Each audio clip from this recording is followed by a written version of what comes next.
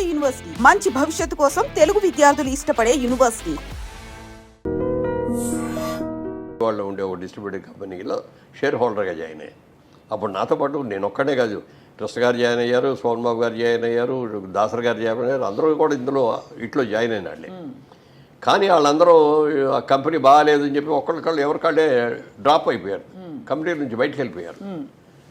నేను ఆ కంపెనీలో నాకు అసలు ఆ కంపెనీలో వాళ్ళ ఆఫీస్కి వెళ్ళి కూర్చోవడం కానీ ఎప్పుడు కూడా జరగలేదు. నాకు ఎప్పుడో సంవత్సరానికి ఒకసారి ఎప్పుడు బాగుంది బాబు మన కంపెనీ అయినా ఆయన చెప్తే అలాగే అండి అనేవారు తప్ప ఎక్కడ ఏ రోజున ₹1 ఇదిగో లాభం వచ్చింది ఈ సంవత్సరం మీరు తీసుకోండి అని కూడా ఇవ్వలేదు. తర్వాత ఇట్లా జరిగింది అని తెలిసిన తర్వాత చాలాసార్లు ఆయన దగ్గరికి లేవండి నా అకౌంట్ తేల్చేయండి సార్, నేను విత్డ్రా అవుతాను కంపెనీ నుంచి అంటే అదే బాబు నీ అకౌంట్ చేస్తామని చెప్పి చేయలేదు. ఆయన చనిపోయారు. చనిపోయిన తర్వాత ఆ కంపెనీ మీద ఉన్న అప్పులన్నీ నా మీదకి వచ్చారు. నాకేం సంబంధం, మీరెవరో నాకు తెలియదు, నేనెవరో మీకు తెలియదు, మీరు నా దగ్గరికి వచ్చారండి, మీరు కంపెనీలో పార్ట్నర్ కదండి, మరి మీరే తెలుసాలి. మాట్లాడితే నిజమేనండి, అది కంపల్సరీ మన మీద ఆ బాధ్యత పడుతుంది. అప్పుడు అందరిని పిలిచేసి నేను మీకు సంబంధం లేదు, నేను తీసుకోలేదు, అయినా మీరు కట్టాలంటున్నారు కాబట్టి మీరు కట్టిన డబ్బుకి నేను వడ్డీ ఇవ్వను. ఫస్ట్ నెంబర్ 1 అసలు అమౌంట్ ఎంత అయితే ఆ అమౌంట్లో 50% ఇస్తాను. నేను అంతకంటే ఎక్కువ ఇవ్వలేను, నా దగ్గర అంత సంపాదన కూడా లేదు. దానికి మీరు ఇష్టం అయితే ఇచ్చేస్తాను, లేకపోతే నేను ఇవ్వలేను, మీరు ఏం చేసుకుంటారో చేసుకున్నాను. అలా 6 రోజులు ఆలోచించుకొని సరే అంతా ఇవ్వండి అన్నారు. అది అప్పటికి ఇచ్చేస్తే అప్పుడు దాకా నేను సంపాదించింది సరిపోయిందండి. అంటే మాటకు నిలబడాలి కదా. కంపెనీ అయిన తర్వాత నిర్మాతగా మారి మీరు 25 సినిమాలు తీసారా సార్? 25లో అన్ని మీరు అన్నట్టు చాలా గొప్ప సినిమాలు. అతడు లాంటి సినిమా నిర్మించారు. అతడు మీరే కదా సార్ నిర్మించింది. అతడు అలాంటి తర్వాత ఎందుకు మీరు విరమించుకున్నారు? అంటే అతడు సినిమా అయ్యేటప్పటికి ఏమైందంటే పొలిటికల్గా నా మీద ఫోర్స్ తీసుకొచ్చి బలవంతంగా తీసుకెళ్లారు రాజకీయాలకు. మీకు ఇష్టం లేదు సార్? అస్సలు ఇష్టం లేదు. ఎందుకు సార్? ఎందుకంటే మా నాన్నగారు చిన్నప్పుడు ఆ రాజకీయాల్లో ఉండటం మూలంగా ఫ్యామిలీ దెబ్బతింది అనే ఫీలింగ్ మనసులో చాలా ఎక్కువ ఉంది. తర్వాత సినిమాల్లోకి వచ్చేటప్పటికి ఏమైనా ఏంటంటే సినిమా యాక్టర్ అనేవాడు ఎవరైనా సరే ఓ పార్టీకి సంబంధించిన వాడు అని అంటే అతని పార్టీలో సినిమా చూడరు కదా.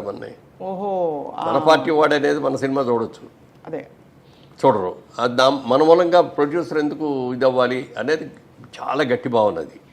అండ్ ఇప్పుడు 2 అబ్బాయిలు 1 అమ్మాయి ఇలాంటివి ఎక్కువైపోయాయి. అంటే దాంట్లోకి వెళ్ళలేదు నేను, నిజంగా చిరాగ్గా ఉంటుంది కదా సార్ చూస్తే కూడా. తర్వాత లివింగ్ టుగెదర్లో పెరిగిపోయినాయి సోషల్ లైఫ్లో కూడా. ఆ లివింగ్ టుగెదర్లు తీయాలన్నా కూడా నా మనసు అవ్వదు. మీరైతే సంప్రదాయవాది సార్ అయితే పూర్తిగా, ఎందుకంటే కుటుంబం, భార్య, పిల్లలు, అది ఫ్యామిలీ ఓరియంటెడ్. ఆ సినిమా లాగా ఒక సినిమా తీస్తే ఇప్పుడు ఆడుతుందా లేదా అనేది అనుమానం ఉందండి. అందుకే వాటి రెండింటికి వయా మీడియా సోషల్ ఫ్యాంటసీ. అదే సార్, సోషల్ ఫ్యాంటసీ మధ్యలో పెడితే. అవును సార్. ఇప్పుడు అంటే మీరు శోభన్ బాబు గారికి కూడా చాలా క్లోజ్ కదా సార్. వారికి ఇన్ఫాక్ట్ రియల్ ఎస్టేట్ లో డబ్బులు పెట్టమని ఆయన మీకు సలహా ఇచ్చారా? మీరే ఆయనకి ఇచ్చారంటే? లేదు, ఆయన ఒక రోజున అడిగారు, మురళీమోహన్ గారు మీ ఎర్నింగ్స్ అన్ని ఎక్కడ ఇన్వెస్ట్ చేస్తారు ఏంటి అని అడిగారు. Sir I'm basically business man అండి, సినిమాల్లోకి వచ్చినా కూడా సినిమాలు తీసుకుంటున్నా కంపెనీ పెట్టి, అలాగే నాకు నచ్చిన సినిమాలు జిల్లాలు కొనుక్కుంటున్నాను, ఈ 2 కాకుండా 2 డిస్ట్రిబ్యూటర్ కంపెనీలో షేర్లు కూడా పెట్టానండి అని. అంటే వాళ్ళకి మీకు లాభాలు పంచిపెడతారని అనుకుంటున్నారా అన్నాడు. పంచిపెడతారండి, చాలా మంచివాళ్ళండి అని. మిమ్మల్ని మీ అంత పిచ్చాళ్ళు ఎవరో ఉండరు, వాళ్ళు కష్టపడి సంపాదించి ఆ డబ్బుల్ని మీకు పంచుతారంటే వాళ్ళు తినగా ఏమైనా మిగిలితే మీకు ఇస్తారు ఎవరు ఇట్లా అన్నాడు. కాదండి అన్న. మొత్తానికి 2 కూడా ఫెయిల్ అయిపోయి సంవత్సరం అయిన తర్వాత 2 పోవటం కాకుండా నా డబ్బులు కూడా మళ్ళీ పెట్టిన డబ్బులు పోవటమే కాకుండా మళ్ళీ మిగిలిన డబ్బులు కూడా అప్పులు తెచ్చా కదా. అప్పుడు మళ్ళీ ఆయన దగ్గరికి వెళ్ళి అడిగామండి, మీరు చెప్పినట్టే అయింది, మీరు నాకంటే సీనియర్ హీరో, నాకంటే పెద్ద హీరో, నాకంటే ఎక్కువ రెమ్యూనరేషన్ తీసుకుంటున్నారు, మరి మీ డబ్బులంతా ఎక్కడ ఇన్వెస్ట్ చేస్తారండి అని అడిగితే అప్పుడు చెప్పాడు ఆయన, ఈ ప్రపంచంలో 3 వంతులు సముద్రమే ఉంది, 1 వంతే భూమి. ఆ భూమిలో కూడా మంచు పర్వతాల మీద మనం వెళ్ళి ఉండలేము, అలాగే ఎడారుల్లో మనం ఉండలేము. నివాసయోగ్యమైన స్థలాలు తక్కువే ఉంటాయి. ఈ భూమిని ఎవరో పెంచలేరు, భూమి అలాగే ఉంటుంది. జనాభా విపరీతంగా పెరుగుతున్నారు ప్రపంచం యావత్తు. రాబోయే రోజుల్లో ల్యాండ్కి డిమాండ్ వస్తాయని చెప్పి నేను మొత్తం ల్యాండే కొంటాను. అబ్బాయి ఎంత బ్రిలియంట్! అందరికీ తెలిసింది ఆయన సముద్రం ఇంత, ఈ భూమి ఇంత అని తెలుసు మనకి, కానీ ఈ క్యాలిక్యులేషన్ చెప్పింది ఆయన. ఆయన మొత్తం ఎంత భూములు కొన్నాడో తెలుసు అండి. మెడ్రాస్ చుట్టుపక్కల. ఎంత సార్ సుమారు? అసలు ఐడియా కూడా లేదు నాకు. అడిగాడు అంటే ఆయన 5,000 పెట్టి ఎకరం 5,000తో కొన్నాయి, ఇప్పుడు 5 కోట్లు అయింది. బాబా బాబా బాబా, అంటే ఎన్ని వందల ఎకరాలు కొని ఉంటారు ఆయన? చెప్పడం కష్టం కదా. ఎవ్వరికీ చెప్పేవాడు కాదు.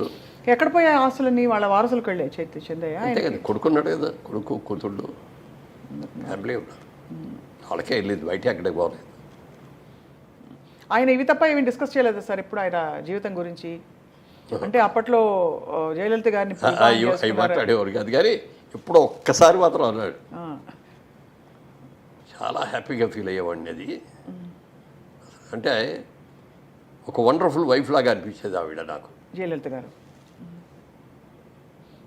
బట్ దెన్ దేవర్ మ్యారీడ్ కదా సార్? అంటే దేవర్ అంటే ఒక బంధంలో ఉన్నారు. అంతే కదా, మ్యారేజ్ అని చేసుకోలేదు. అదే చూస్తే అనిపిస్తుంది సార్, అంటే జీవితం చిన్నది. అప్పుడప్పుడు అనిపిస్తుంది బాధ్యతలు కరెక్టే, ఉండాలి, చూసుకోవాలి అందరినీ. బట్ మనసుకి ఎవరు మాట చెప్తారు సార్? ఆత్రేయ గారు చెప్తే కూడా విందు మనసు మాట. సో అది దాన్ని అన్నీ దాటుకుంటూ మీరు కింగ్ సార్ నిజంగా. ఎందుకంటే అన్నిటినీ రెసిస్ట్ చేసి మీరు డిసైడ్ చేసేసుకున్నారు కాబట్టి అది. అప్పుడు ఆ సోమన్ బాబు గారు ఐడియా పెట్టుకొని మనం హీరో వేయట్లేదు, క్యారెక్టర్ రోల్స్కి వస్తాం అని క్యారెక్టర్ రోల్స్ చేస్తా అంటే హీరో ఫాదర్ లాగా లేడండి, బ్రదర్ లాగా ఉన్నాడండి అని అంట మొదలెట్టారు. నేను ఎక్స్పెక్ట్ చేసిన లెవెల్లో క్యారెక్టర్స్ రాలా. ఇప్పుడు మనం ఇంక దీని మీదే బేస్ అయితే మనం దెబ్బతింటాం, ఉన్నదంతా తిరతా కూర్చుంటే బిజినెస్ చేయాలని అప్పుడు హైదరాబాద్ షిఫ్ట్ కూడా అయ్యాం కాబట్టి అప్పుడు సోమన్ బాబు గారు చెప్పిన ఐడియాతో రియల్ ఎస్టేట్లోకి దిగడమే కాకుండా రాణించారు సార్. అసలు హౌ టు రాణించారంటే అందరు కూడా వద్దన్నారు ఇక్కడికి రాగానే. ఇక్కడ అన్ని మోసాలు, గోండాయిజం చాలా ఉంటుందండి. నెక్స్ట్ అదే అడగబోతున్నాను. అమ్మిన పొలాన్ని మళ్ళీ ఇంకోటి రిజిస్ట్రేషన్స్ ఇవన్నీ డబుల్ రిజిస్ట్రేషన్, ట్రిపుల్ రిజిస్ట్రేషన్లు జరుగుతాయండి అన్నాడు. నేను మాత్రం అలా చేయను. ప్రతి వాడికి కూడా నాకు అంటూ ఒక చిన్న ఇల్లు కట్టుకోవాలనే ఆశ ప్రతి ఒక్కడికి ఉంటుంది. ఇల్లు కట్టుకునే డబ్బులు లేకపోయినా ఒక స్థలం 100 గజాలు 200 గజాల స్థలమాన్ని కొనుక్కుందాం, డబ్బులు ఉన్నప్పుడు ఇల్లు కట్టుకుందాం అనుకుంటారు. ప్రతి ఒక్కరి ఆశ ఇది.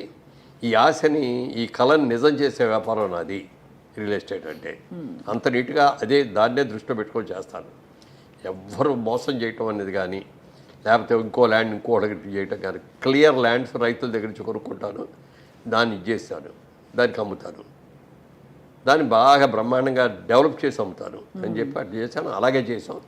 ఇవాళ ఈ స్టేజ్లో ఉన్నామంటే ఆ జైవేరీ సంస్థకు వచ్చిన పేరు, ఆ నిజాయితీగా ఇన్నేళ్లలో మీరు చూస్తే నా చిన్నప్పటి నుంచి కూడా, చిన్నప్పుడు మా ఊర్లో ఉన్నప్పుడు కానీ, స్కూల్లో కాలేజీలో చదువుకున్నప్పుడు కానీ, విజయవాడలో బిజినెస్ చేసినప్పుడు కానీ, మెడ్రాస్ వచ్చి సినిమా రంగంలో ఉన్నప్పుడు కానీ, హైదరాబాద్ వచ్చి మళ్ళీ రియల్ ఎస్టేట్లో వచ్చిన తర్వాత కానీ, రాజకీయాల్లో ఉన్నప్పుడు కానీ, ఎప్పుడు ఎక్కడ ఒక బ్లాక్ మార్క్ మురళీమోహన్ తప్పు చేశాడు అనేది రాకుండా బతికారు.